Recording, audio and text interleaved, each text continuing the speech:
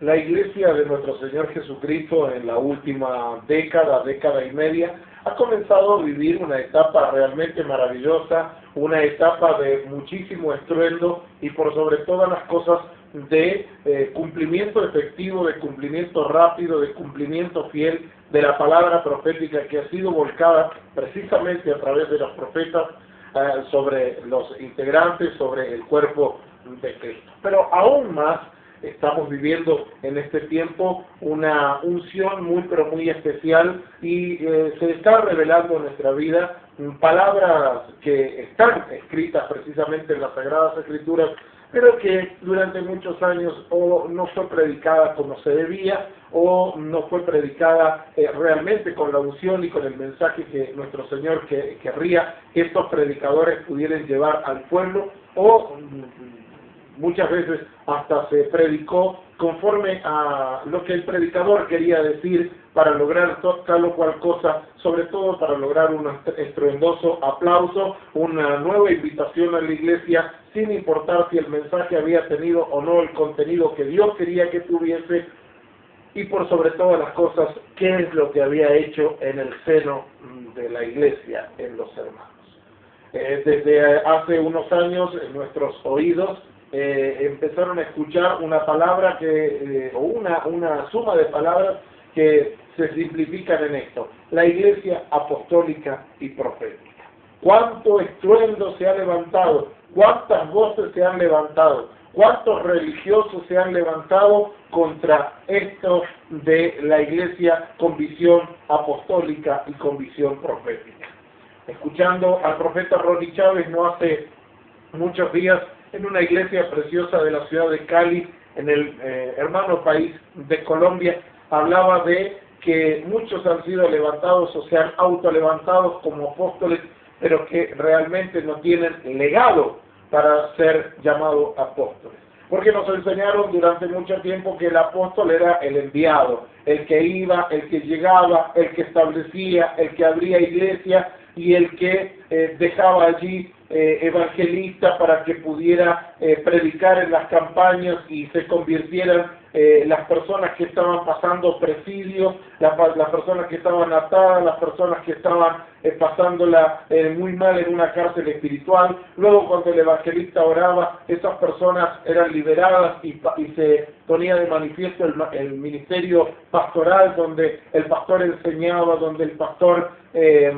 predicaba la palabra, donde el pastor aconsejaba, donde el pastor ministraba. Luego, una vez que se vivía el ministerio evangelístico y el ministerio pastoral, comenzaba el ministerio de los maestros, donde la palabra era enseñada para traer claridad, para clarificar un montón de cosas, para ser conocedor de la palabra, y luego comenzaba a reinar el movimiento profético y el movimiento profético y también el movimiento del apóstol. Pero también nos han enseñado y hemos aprendido, y yo estoy totalmente de acuerdo, que también el apóstol es el padre. Porque el profeta Ronnie Chávez, por ejemplo, decía, y apóstol y profeta Ronnie Chávez decía,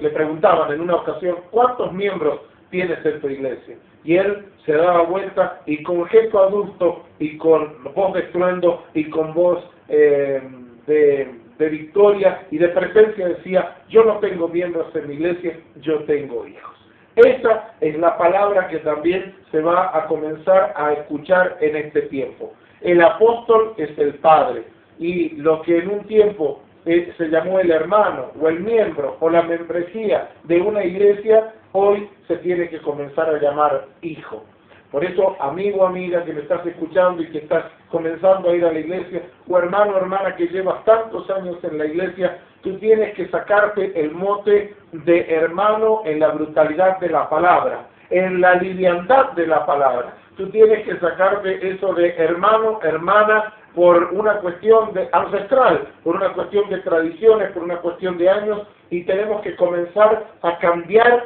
lo que Dios tiene para nuestras vidas. Hoy Dios quiere que la iglesia tenga padres que tengan cobertura y que ofrezcan cobertura ministerial y que pongan unción fresca sobre tu cabeza y que tengas protección y que tengas cobertura y por el otro lado están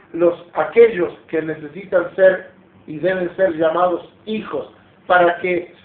se manifieste esto en la iglesia de nuestro Señor Jesucristo en este tiempo. Apóstoles, padres con hijos, ya no hermanos llamados hasta peyorativamente, sino que tengamos un principio bíblico, un principio de bendición, un principio de gloria. Necesitamos padres para que acompañen a los hijos, padres para que enseñen a los hijos, padres para que liberten a los hijos, padres para que oren por los hijos. Y necesitamos hijos que bendigan a los padres, que bendigan los ministerios, que lleven ofrendas, que lleven diezmos, que lleven pactos, para que los padres, los apóstoles, los profetas puedan tener ese dinero tan pero tan necesario para poder salir a predicar el Evangelio, para encarar las campañas, para encarar el asentamiento de nuevas iglesias, para alquilar los estadios y llevar la palabra de Dios a tantas personas que no conocen. Porque quiero decirte en esta hora que el mandamiento principal es que nos amemos los unos a los otros, pero también el mandamiento principal dice, id y predicar el Evangelio a toda criatura. Necesitamos en este tiempo padres santos que tengan la bendición del Padre en el nombre de Jesús y la unción fresca del óleo santo que baja de su presencia, e hijos que sepan recibir esa bendición del Padre que viene a través de los apóstoles y profetas. Este es un tiempo precioso para la iglesia de Jesucristo. Yo oro para que en tu iglesia algo grande ocurra, para que te comiences a sentir hijo, para que te comiences a sentir hija, para que la palabra profética que ha sido volcada sobre tu vida y que ha salido de la boca de nuestro Señor Jesucristo tenga fiel cumplimiento, para que no bajes los brazos, para que continúes adelante, para que sigas tomando la mancera del arado, para que no mires ni atrás ni a los costados y que recibas la bendición. Y si se presenta delante de tu vida un religioso, si se presenta uno de esos que vive hablando mal de todo el mundo, uno que habla mal de este movimiento precioso que se ha levantado en la iglesia de los últimos años, dile, discúlpame, quédate con tus artilugios, quédate con tus argumentos, mi oído es tan delicado y es tan fino que solamente está preparado para escuchar palabra de Dios y para saber que reinaré, reino y reiné en la presencia de nuestro Señor Jesucristo. No tengas miedo por lo que no conoces, porque el Señor te llevará a buen puerto, por buen camino, y nada en sus ríos de agua viva. Te bendigo en el nombre de